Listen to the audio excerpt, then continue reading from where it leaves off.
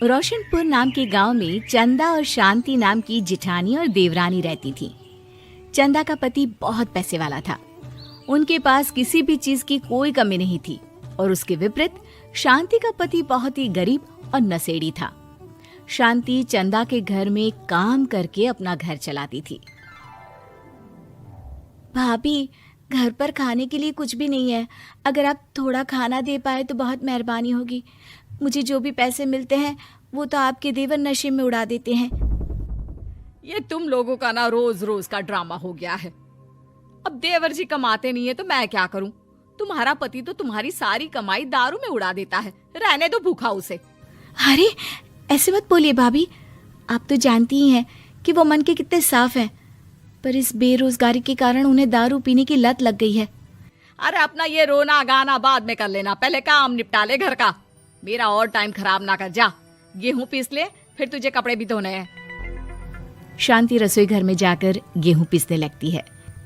पीसते पीसते कुछ गेहूं वहां कपड़ों में गिर जाते हैं, जिसे देखकर उसके दिमाग में एक आइडिया आता है। क्यों ना ऐसे ही थोड़े गेहूं मैं अपने पल्लू में बांधकर घर ले जाऊं, फिर एक बर्तन में जमा कर लूंगी और उसे पीसकर रोटी बना लूंगी। कुछ दिन तो ऐसे ही चलता रहा, मगर फिर एक दिन चंदा ने शांति को ऐसा करते हुए देख लिया। अरे पहले तो मुझे लगा तुम लोग बस गरीब हो, पर तुम लोग तो चोर भी हो। चोरनी कहीं की। मुझे तो लगता था तू गेहूं पिसती है, पर तू तो अपने पल्लू में गेहूं छुपा कर ले जाती है। निकल मेरे घर से। मुझे माफ कर दो भाभी, हमारे पास खाने के लिए एक दाना तक नहीं था, इसलिए मुझे ये सब करना पड़ा। अरे तुम लोग मेरे रिश्तेदार हो, इसीलिए दया कर कर तुझे मैंने अपने घर पे काम पर रख लिया, पर तू और तेरा पति हमारे खानदान का नाम मिट्टी में मिलाने पर उतारू हो चुके हैं। आपको मुझे जितनी गालियां देनी है दीजिए, मारना है तो मार भी लीजिए भाभी, पर मुझे काम से मत निकालिए। परिवार की बात है, वरना कोई और ऐसा काम करता ना तो धक्के मार कर कब से घर का बाहर निकाल दिया होता। रोते रोते शांति अपने घर चली जाती है, जहाँ उसका नशेड़ी पति कहता है, अरे कहाँ रह गई थी कामचोर? इतनी देर क्यों कर दी? आज पैसे लाई कि आज भी खाली हाथ वापस आ गई है? अपने हाथ दिखा। जरूर पैसे छुपा लिए ताकि मैं दारू ना पी पाऊं। नहीं जी, मैं आपसे क्यों छुपाऊंगी, और अभी आप दारू पीने की बात कर रहे हैं, उसी कारण तो आज हम लोगों की ये हालत हो गई है। किसी काम की नहीं है तू, बिना मार खाए समझेगी नहीं। रख, अभी तेरे होश ठिकाने लगाता हूँ। रामलाल शांति को बहुत मारता है। शांति का मन दुखी हो जाता है और वो गांव के तालाब के पास के एक पेड़ के नीचे बैठकर फूट फूट कर रोने लगती है। मैंने कभी किसी का बुरा नहीं किया, फिर भी भगवान मेरे साथ ऐसा क्यों कर रहा है? मैं तो रामलाल जी की फिक्र करती हूँ, फिर भी उन्होंने मुझे इतना मारा। तभी उसे एक आवाज सुनाई देती है, रोने की कोई जरूरत नहीं है बेटी, चिंता क्यों करती हो? ये आवाज कहाँ से आ रही है? शांति अपने आसपास देखती है, उसे कोई नहीं दिखता। वो ऊपर देखती है, जहाँ उसे एक छोटी सी परी दिखती है। आप कौन है?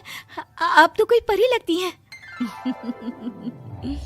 हाँ बेटी, मैं इसी पेड़ पर रहती हूँ।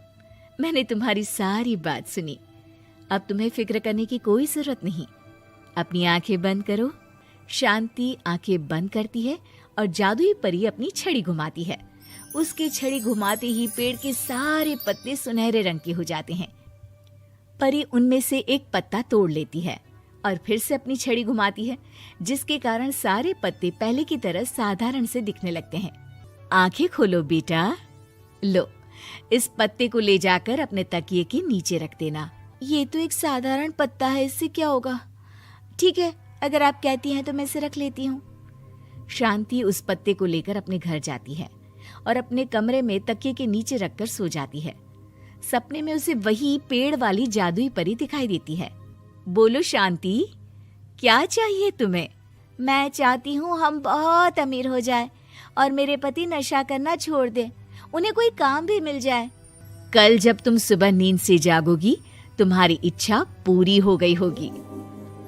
अगली सुबह शांति नींद से जागती है। अपने आसपास का नजारा देखकर चौंक जाती है। उसके बिस्तर पर चारों तरफ सोने चांदी रखे हुए थे। हे भगवान, कहीं मैं सपना तो नहीं देख रही? इतना सारा सोना, वो भी मुझ गरीब के पास। रामलाल जी को बताती हूँ, वो बहुत खुश होंगे। शांति जैसे ही कमरे के बाहर जाती है, वो देखती है कि रामलाल सूट बूट पहने काम के लिए बाहर जा रहा होता है। मुझे शहर में एक नौकरी मिल गई है शांति, मुझे आने में देर हो जाएगी, घर का ध्यान रखना। और इस तरह शांति बहुत अच्छा जीवन बिताने लगती है।